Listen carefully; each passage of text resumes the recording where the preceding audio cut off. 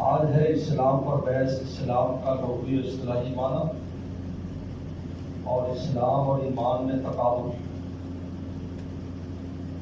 اور پھر ایک آخری بحث ہے، اس کے بعد کتاب شروع ہوتی ہے۔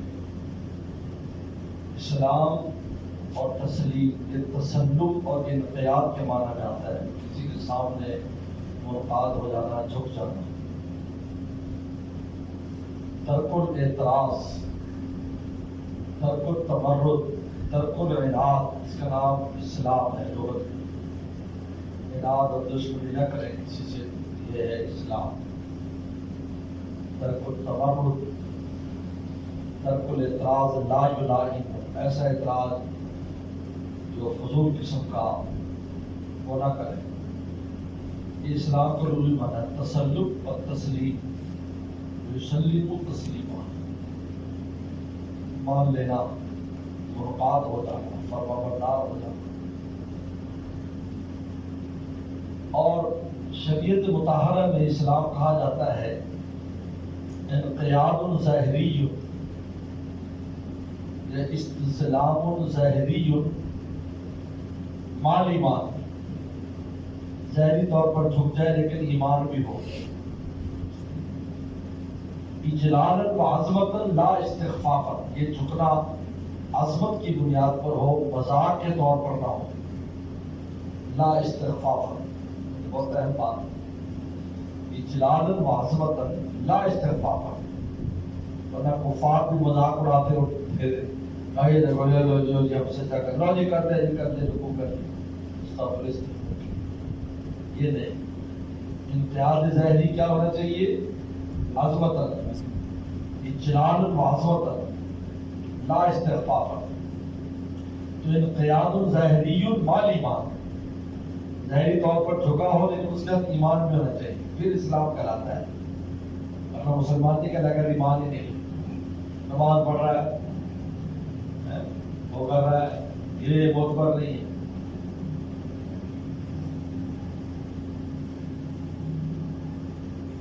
تو انقیاد ظاہری، یہ استسلام ظاہری مال ایمان، اجلال وعظمتا لا استخفافا، یہ اصطلاحی تعلیم ہے اسلام کی۔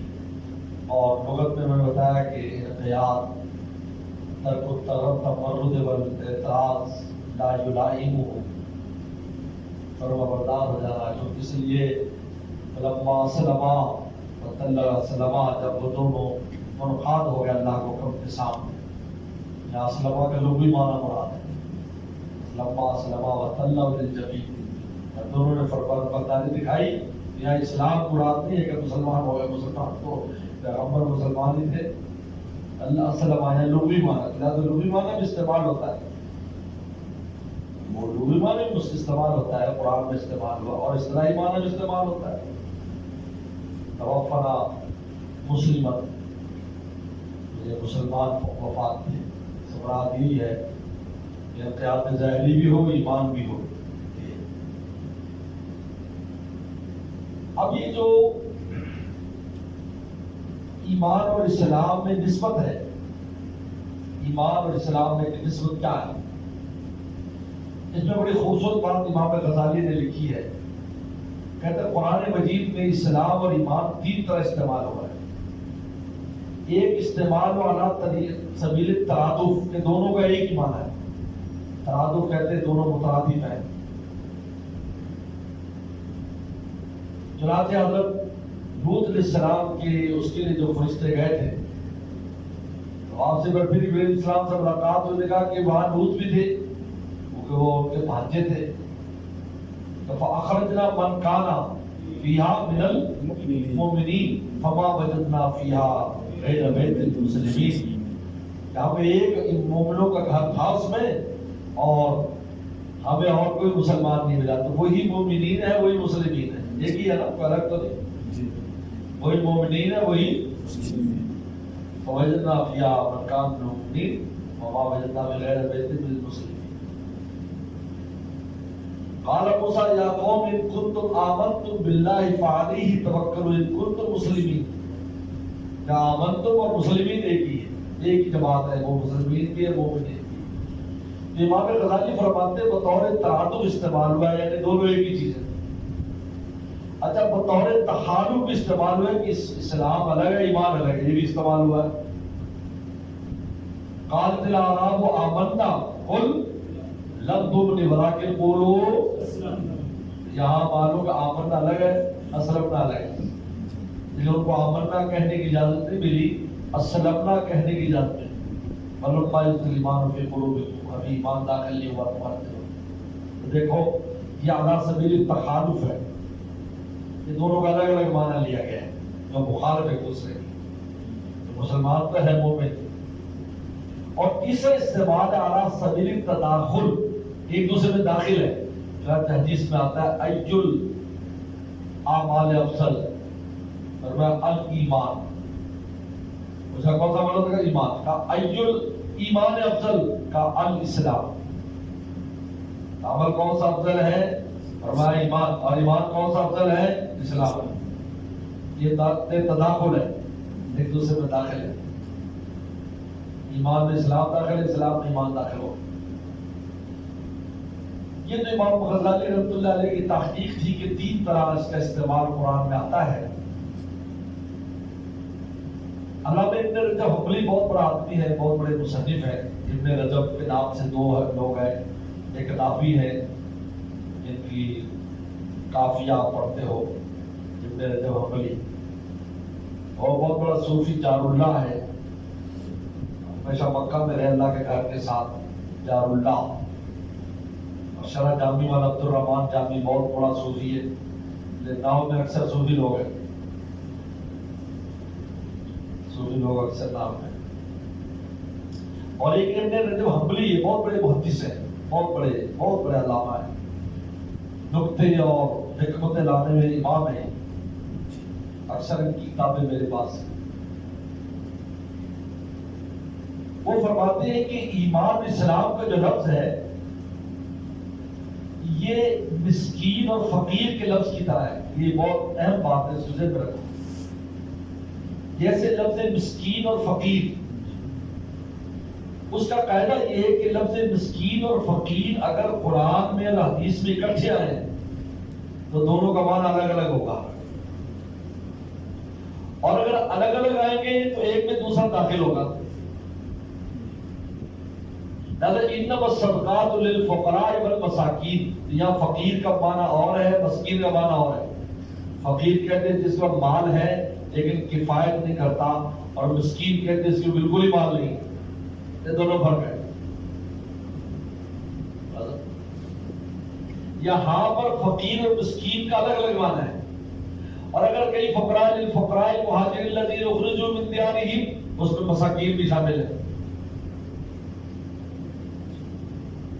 اور مسکین نظام مطلبہ اس میں فقیر بھی شامل ہے۔ تو لہذا ان کا یہ جملہ بڑا مشہور ہے، اذا اجتمعا اختلفا، یہ جملہ یاد ہونا چاہیے۔ اذا اجتمعا اختلفا، اکٹھے آ جائیں گے تو معنی الگ الگ ہو جائے گا۔ واذا اختلفا اجتمعا، اور اگر الگ الگ آئیں گے تو ایک میں دوسرا داخل ہو جائے گا۔ سمجھ رہے ہیں؟ اذا اجتمعا اختلفا واذا اختلفا اجتمعا، بڑا مشہور جملہ ہے۔ امام بخاری اسی پر دوبارہ آگے جا کر بات کرے گا، اسی چیز کو سامنے، اس قاعدے کو سامنے رکھ کر۔ لہذا کہتے ہیں ایمان اسلام بھی اسی طرح ہے کہ اگر قرآن حدیث میں ایمان اسلام ایک جگہ اکٹھا استعمال ہوا ہے تو ان کا معنی الگ الگ کریں گے، اور اگر الگ آیا ہے تو اس میں دوسرا داخل ہے۔ لہذا حدیث جبریل میں فرمایا، پوچھا کہ بل ایمان، ایمان کیا ہے؟ بل اسلام، اسلام کیا ہے؟ تو رسول اللہ نے الگ الگ جواب دیا ہے۔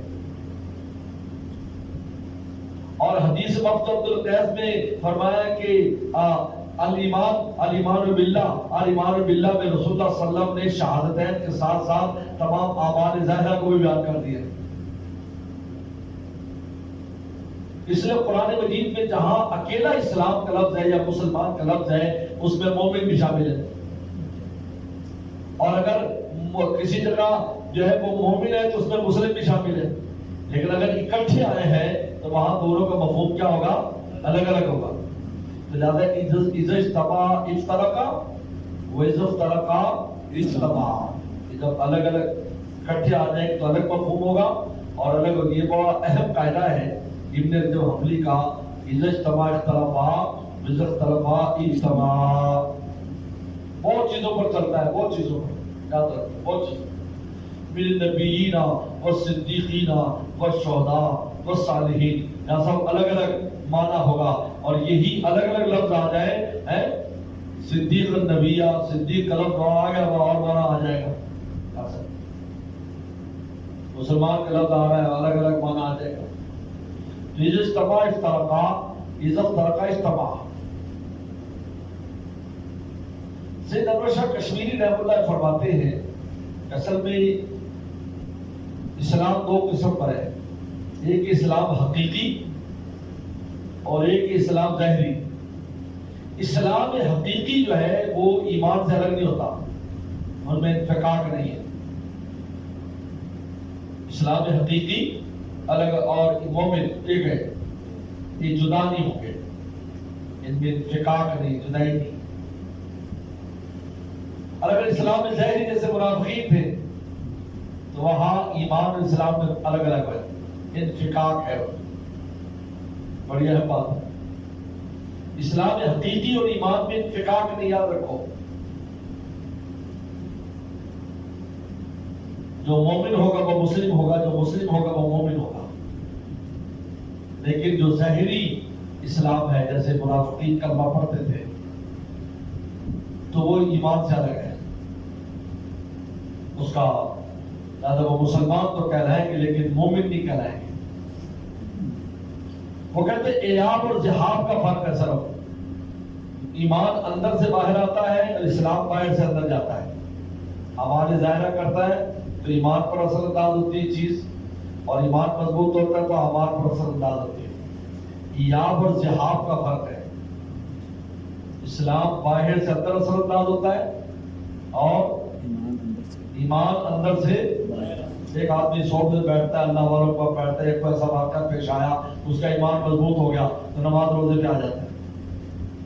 اور ایک نماز روزہ شروع کر دیتا ہے تبلیغی جماعت میں جانے کے بعد آہستہ آہستہ اس کا ایمان مضبوط ہوتا چلا جاتا ہے, اللہ پر توکل بڑھتا چلا جاتا ہے, یقین بڑھتا چلا جاتا ہے.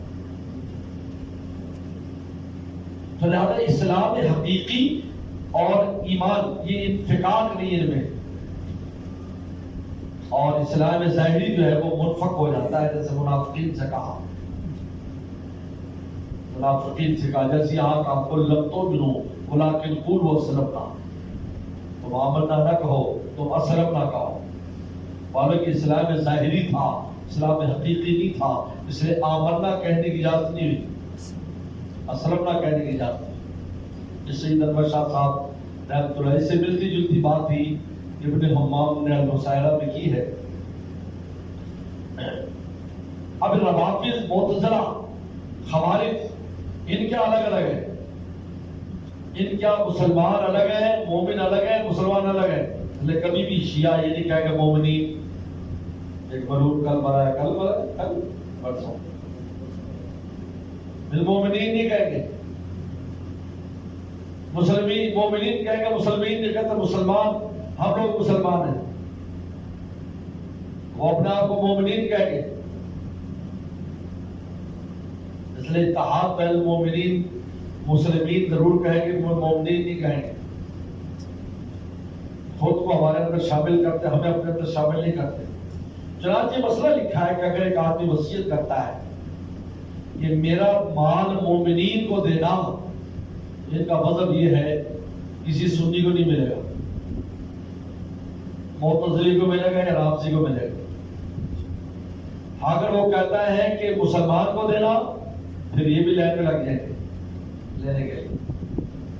سمجھا نہیں آتا, ان کا دونوں الگ الگ چیز, مسلمین الگ ہے, مومنین الگ, پھر یہ لائن میں لگ جائے. اس لیے وہ ہمیں زکوٰۃ نہیں دیتے. شیعہ جو ہے اس کی زکوٰۃ کی کٹوتی نہیں ہوتی, کہتا ہماری زکوٰۃ سنی کو نہیں لگتی, ہماری زکوٰۃ لیتے. ان کے جو مدارس ہیں, سرکاری مدرسے ہیں, وہ ہماری زکوٰۃ لیتے. سنیوں کی ہمیں لگ جاتی ہے, ہماری سنیوں کو نہیں لگتی, کیونکہ یہ مسلمان ہیں, ہم مومنین ہیں. ہمارا مال مومنین ہی کو لگ سکتا ہے, لیکن مسلمان کا مال ہمیں بھی لگ جاتا ہے. لہذا بینک میں جو اگر لکھ دی شیعہ تو اس سے نہیں ہوتا. جو اس پر لوگ بھی تو ماشاءاللہ تکڑے ہوتے ہیں, تو کسی حنفی نے ہائی کورٹ میں یا سپریم کورٹ میں درخواست دی تھی, آپ کے علم میں اپنے علم میں لاؤ. سپریم کورٹ میں درخواست دی, انہوں نے کہا جی امام اعظم حنیفہ رحمہ اللہ کہ ہاں بھی اموال باطنہ کی زکات گورنمنٹ نہیں لے سکتی. اموال باطنہ کہتے ہیں سونا چاندی جو چھپائے جاتے ہیں. اموال ظاہرہ کہتے ہیں یہ کھیتی باڑی ہو گئی, مویشی ہو گئے, یہ سب اموال ظاہرہ. تو لہذا اگر شیعہ جو ہے ان کی زکات اگر نہیں کٹتی تو حنفی کی بھی نہیں کرنی چاہیے. تو سپریم کورٹ نے قانون بنا دیا, لیکن کبھی بینک والے نہیں بتائے. ہم جتنے کھاتے کھلاتے ہیں اس میں وہ اسٹاف دیتے ہیں کہ ہم حنفی ہیں, زکات نہیں کرتے. سن لو, انہوں نے کھاتا نظام بینک میں کھولا کہیں ہے, انہوں نے کہا کہ حنفی والا ہمیں اسٹاف دے دو, پر کرے آپ کی زکات نہیں کرے. سپریم کورٹ ہے, لیکن وہ بتائیں گے نہیں, وہ ساری پھر اسی طرح کریں گے. بینک تو زکات کے کافی پیسے جمع کرتے ہیں, گورنمنٹ کافی پیسے جمع ہوتے ہیں, لیکن یہ قانون ہے. جی ابو حنیفہ کا مذہب ہے وہی بھی یہ کٹوتی نہ ہو. لیکن بہرحال جو زکات کی بینک میں کٹوتی ہوتی ہے وہ اصل زکات سے منہا ہو جاتی ہے, یہی فتویٰ ہے, زکات سے منہا ہو. تو پہلے ان کا مطلب یہ ہے روافض کا, معتزلہ کا, کہ ایمان اسلام الگ الگ چیز ہے. جو مسلمان ہے, سنی مسلمان ہے, مومن نہیں ہے. اور جو رافضی یہ مومن ہے, اور مسلمان جو اپنے آپ کو کہتے ہیں تو یہ کہتے ہیں کہ اگر وصیت کرتا ہے کہ مومنین کو دو تو سنی کو نہیں ملے گا, اگر کہے فقراء مسلمین کو دو تو پھر شیعہ کو بھی ملے گا. یہ بات ایک بات تھی. اب آخری بیت جو اس میں ہے, جس کے بعد کتاب شروع ہوتی ہے, ابتدائی بیت اس لیے ضروری تھی کہ کتاب الایمان اس کے بعد سمجھ نہیں آتا, وہ ہے ایمان کے ساتھ انشاءاللہ لگانا. استثناء فی الایمان, انا مومن انشاءاللہ کہنا چاہیے, یاد ہے انا مومن انشاءاللہ. ٹھیک ہے, اس میں 3 مذہب ہے. ایک مذہب یہ ہے کہ لگانا چاہیے انشاءاللہ, اور ایک ہے کہ نہیں لگانا چاہیے, اور ایک یہ کہ اختیار, امام اوزاعی کہتے اختیار ہے. انا مومن بھی کہہ سکتا ہے, انا مومن انشاءاللہ بھی کہہ سکتا ہے. لہذا جو مستقبل کے اعتبار سے دیکھتے ہیں کہ آئندہ پتہ ہمارا کیا بنے گا, تو وہ انشاءاللہ لگائیں, اور جو موجودہ ایمان کے بارے میں بات کر رہے ہیں وہ انشاءاللہ نہ لگائیں. لیکن امام اعظم حنیفہ رحمۃ اللہ علیہ انشاءاللہ کو پسند نہیں فرماتے کہ انشاءاللہ نہ لگایا جائے. اور مومن انشاءاللہ نہ لگاؤ. وہ کہتے ہیں جن صحابہ اکرام سے منقول ہے انشاءاللہ کا لفظ کا, وہ غلبہ خشیت کی وجہ سے تھا. ان پہ وہ مغلوب الحال تھے, ان پر خوف اتنا غلبہ تھا, پتہ نہیں انشاءاللہ مومن نہیں. تو غلبہ حال موت پر نہیں, لیکن آپ صحابہ سے یہ نہیں, بلکہ بعد نے کہا من حقا, میں پکا سچا مومن ہوں. حدیث شریف میں آتا کیف اصبحت یا حارثہ, کہا کہ اصبحت مومنا حقا, میں نے پکے ٹھکے مسلمان کی طرف صبح کی ہے. امام اعظم حنیفہ رحمۃ اللہ فرماتے ہیں کہ اکثر صحابہ کرام جو ہیں ان سے انشاءاللہ نہیں, ہاں بہت سے ہے. عبداللہ عمر ایسے پڑھے حضرات جن پر بڑا خشیہ خوف قلبہ رہتا تھا عقل کا, وہ انشاءاللہ کہتے تھے. لہذا کہتے ہیں زیادہ اکثریت نہیں کہ زیادہ انشاءاللہ نہ کہا جائے. ایک دلیل یہ.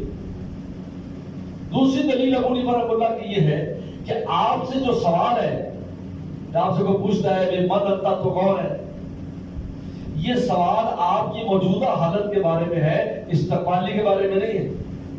اب آپ سے کوئی پوچھے کہ آپ کون ہیں, آپ کے میں حضرت مولانا مفتی پیر دامت برکاتہم ہوں, یہ کہو گے تو میں طالب علم دور حدیث کا, یہ کہو گے نا. مستقبل میں تو تم بہت کچھ بن جاؤ گے,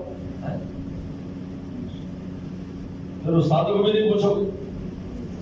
لوگ فلانا استاد تو پڑھا نہیں کہتا ہوں جو پڑھایا میں بھول گیا، اب تو میرا استاد نہیں رہا ہے، تو نے پڑھا وہ بھول گیا. ابو الامام فرماتے رحمۃ اللہ علیہ کہ ایمان حالی کا سوال ہے آپ سے، انا مومن ہوں، مومن ہے الحمدللہ مومن ہے، مستقبل کا کسی کو کیا پتہ ہے. تو فرماتے ہیں کہ چونکہ آپ کی موجودہ حالت کے بارے میں بات پوچھی جا رہی ہے تو لازم میں آپ کہیں انا مومن ہوں، مومن. اور تیسری بات یہ ہے کہ مستقبل کے بعد سے اگر دیکھا جائے گا تو کوئی بھی فیصلہ نہیں کر سکتا، کسی کافر کو کافر بھی نہیں کر سکتا، ہو سکتا ہے کل مسلمان ہو جائے، وہ یار یہ کیسے کافر کہے یار کل مسلمان ہو جائے. لہذا یہ کوئی طریقہ نہیں ہے کہ انشاءاللہ کہہ کر مستقبل کے اعتبار سے تو کسی کو علم نہیں ہے. کافر کے کافر ہونے کا یقین نہیں ہے، مومن کے مومن رہنے کا یقین نہیں. حدیث میں آتا ہے صبح مومن امسا کافر، امسا مومن واسوا کافر، صبح مومن تھا شام کافر، صبح کافر تھا شام کو مومن. یہ تو اللہ تعالیٰ کے نظام چلتا رہتا ہے. اتنے بڑے بڑے کفار تھے، کتنے بڑے بڑے اولیاء کرام اور کتنے بڑے بڑے صحابہ بن گئے. تو لہذا موجودہ حالت کو اگر مستقبل کا فیصلہ کریں گے تو یہ کہنا ہی مشکل ہے کسی کو کہ وہ کیا تھا کیا نہیں تھا. اس لیے امام اعظم رحمۃ اللہ علیہ فرماتے ہیں کہ انا مومن کہے، یہ بس انشاءاللہ کا لفظ کہنے کی ضرورت نہیں. ہاں اگر آپ پر خشیت ہے، غلبہ ہے، تو خود کیسے گنجائش ہے کیونکہ جن سے منقول ہے وہ خشیت کے اعتبار سے، ایمان استقبالی کے اعتبار سے انشاءاللہ کہا ہے. ورنہ حالی میں تو کہنے ضرورت نہیں، آپ مومن الحمدللہ کلمہ پڑھا ہوا ہے. امام بخاری رحمۃ اللہ علیہ نے یہ کتاب الایمان، میں نے بتایا کتاب الایمان جو ہے اس میں امام رحمۃ اللہ علیہ امام بخاری نے ایک تو ایمان کی حقیقت بتلائی کہ ایمان کیا چیز ہے اور اس کے کیا تقاضے ہیں ان کو بیان کیا ہے پوری کتاب میں. اور کتاب الایمان لائے. کتاب کہتے ہیں مختلف نوع کے مضامین ایک جگہ جمع، تو چونکہ اس میں ایمان کے درجات، ایمان کی اقسام، پھر نفاق کا بیان، ساری چیزوں کا بیان. کیونکہ کتاب کا معنی کتابہ جمع کرنے کا معنی میں آتا ہے، مختلف انواع کی چیزیں جمع. اور امام بخاری ایمان کی حقیقت کے ساتھ ساتھ اور ایمان کے تقاضوں کے ساتھ ساتھ سب سے زیادہ مرجیہ پر رد کریں گے. میں نے بتایا تھا محدثین کا مقابلہ مرجیہ کے ساتھ تھا جو اعمال کو بیکار قرار دیتے ہیں، اور امام بخاری جگہ جگہ لا کر بتائے گا کہ یہ اعمال کتنے ضروری ہیں ایمان کے ساتھ.